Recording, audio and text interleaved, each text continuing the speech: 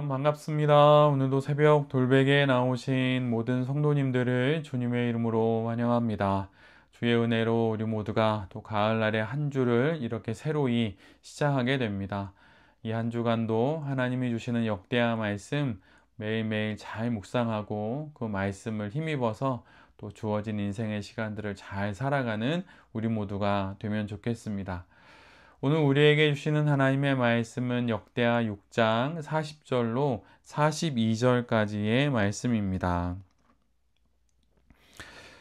나의 하나님, 이곳에서 사람들이 기도를 할 때마다 주님께서 눈을 떠 살피시고 귀를 기울여 들어 주십시오.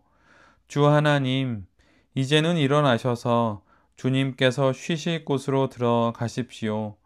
주님의 능력이 깃든 궤와 함께 가십시오. 주 하나님, 주님을 섬기는 제사장들에게 구원의 옷을 입혀 주십시오. 주님을 믿는 신도들이 복을 누리며 기뻐하게 해 주십시오. 주 하나님, 주님께서 기름 부어 세우신 사람을 내쫓지 마시고 주님의 종 다윗에게 베푸신 은총을 기억하여 주십시오.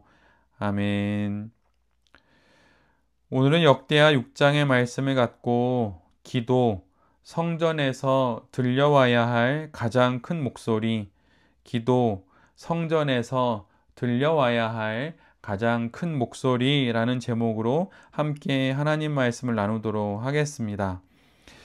어제 주일의 본문인 역대하 6장 12절부터 오늘 본문 역대하 6장 42절까지는 솔로몬이 온 회중을 대표하여서 성전 봉헌의 기도를 드리는 말씀입니다. 그 내용을 자세히 읽어보면 그 기도는 총 7가지의 기도 제목으로 되어 있는 것을 우리 모두가 발견하게 됩니다. 어제 주일의 묵상 말씀에는 그 첫 번째와 두 번째 간구가 나옵니다. 첫 번째 기도 제목은 공의로운 재판에 관한 간구이고 두 번째는 죄로 인해 패전한 이스라엘에 대한 용서에 관한 간구의 기도입니다. 그리고 오늘은 세 번째부터 마지막 7번째까지의 내용이 나옵니다. 가장 먼저 세 번째의 기도는 가뭄이 들었을 때 하나님의 용서와 또한 비를 구하는 기도입니다. 물론 모든 자연현상을 덮어놓고 죄의 결과라고 말할 수는 없습니다. 그것은 분명한 사실이지요. 그러나 그럼에도 불구하고 우리의 힘으로 어찌할 수 없는 대자연 앞에서 우리가 할 수 있는 가장 첫 번째 일은 하나님께 간구하는 것입니다. 창조주이신 하나님께 도움을 요청하는 것, 그것이 바로 극심한 가뭄과 같은 대자연의 어려움 앞에서 우리가 할 수 있는 일입니다. 조금 결은 다를 수 있지만 제가 이전 교회에서 부목사로 있을 때 가끔 마음이 먹먹해 올 때면 가던 곳이 한 곳 있습니다. 제가 목회하던 곳은 4호선 근처였는데 전철을 타고 해화역에 내려서 서울대 병원을 가곤 했습니다.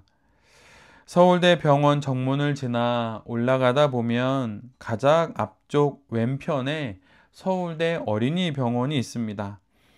저희 아이들도 그 병원에서 여러 번 진료를 보았기에 특별히 그 병원에 갈 때면 여러 생각을 하곤 합니다.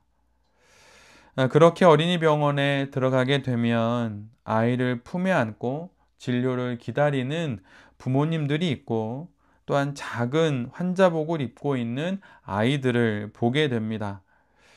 그럴 때면 기도하는 마음으로 어린이병원 로비를 한 바퀴 걷곤 했습니다. 그리고 어린이병원을 나와서 바로 옆에 있는 서울대 병원교회 예배당으로 갑니다. 예배당 한 구석에 앉아서 잠시 기도를 드리게 되는 것이지요. 그런데 그렇게 기도를 드릴 때면 늘 언제나 한 명, 두 명 기도를 하러 들어오시는 분들을 보게 됩니다. 인간의 힘으로 어찌할 수 없는 그 질병 앞에서 사랑하는 아이들을 위해 또 본인의 질병을 위해 하나님께 간구하는 이들이 예배당으로 들어오는 것이지요. 이처럼 우리가 감당할 수 없는 삶의 수많은 어려움 앞에서 우리가 가장 먼저 할 수 있는 일은 하나님께 간구하는 것입니다. 우리의 인생에 다가온 어려움 앞에 우왕좌왕, 갈팡질팡 무엇을 할지 헤매는 것이 아니라 하나님 앞에 가장 먼저 나아가 두 손 모아 간구하고 주님께 간청할 수 있는 우리 모두가 되어야 할 것입니다. 네 번째는 재앙의 때에 대한 용서와 하나님의 의로우심을 구하는 기도입니다. 세 번째 간구가 가뭄에 대한 기도인 반면에 네 번째 기도는 기근과 전염병, 병충해와 대적들의 침입 등과 같은 다양한 경우의 재앙에 관한 간구입니다. 죄로 인해서 겪게 되는 이 모든 재앙들 앞에서 삶을 돌이키고 성전을 향해 기도할 때 하나님께서 그 기도를 들으시고 회복해 주시기를 간절히 간청하는 기도를 솔로몬이 드리고 있는 것입니다. 우리는 우리가 맞이하고 있는 모든 일들을 놓고 기도할 수 있습니다. 정말 모든 것을 놓고 하나님께 기도할 수 있습니다. 질병이든 가난이든 어려움이든 또한 난처한 상황과 영혼의 그 어떤 상태이든 그 모든 것을 놓고 하나님께 기도할 수 있습니다. 우리가 하나님께 올려드릴 그 기도 제목에 제한은 없습니다. 하나님의 응답을 기다리며 우리 안에 있는 모든 것에 관한 모든 기도를 주님께 올려드릴 수 있는 우리 모두가 되어야 할 것입니다.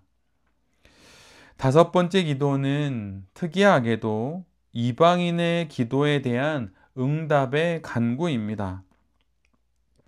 이 기도는 성전이 만민이 기도하는 집이라는 말씀을 증거하는 내용입니다. 솔로몬은 이스라엘 백성만이 아니라 땅의 만민, 땅 위의 모든 백성이 성전을 향해 기도할 때 하나님께서 그 기도를 들으시고 응답해 주시기를 간청합니다. 사실 우리 모두도 이방인입니다.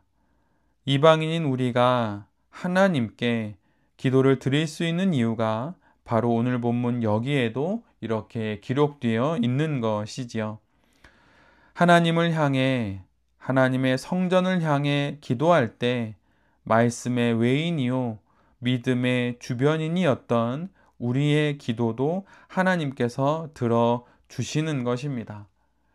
만민이 기도하는 집에 감사하게도 초대받았음을 기뻐하면서 날마다 하나님께 기도하는 우리 모두가 되어야 할 것입니다. 쉬지 말고 기도하라는 이 말씀이 오늘 우리를 향한 말씀임을 기억하며 날마다 하나님께 기도함으로 하나님의 응답을 받는 우리 모두가 되기를 간절히 바랍니다. 여섯 번째는 하나님의 계획을 따라 나선 전쟁에서 승리를 거두기를 간절히 간구하는 기도입니다. 전쟁은 하나님께 속한 것이라는 역대하 20장 15절의 말씀이 있습니다.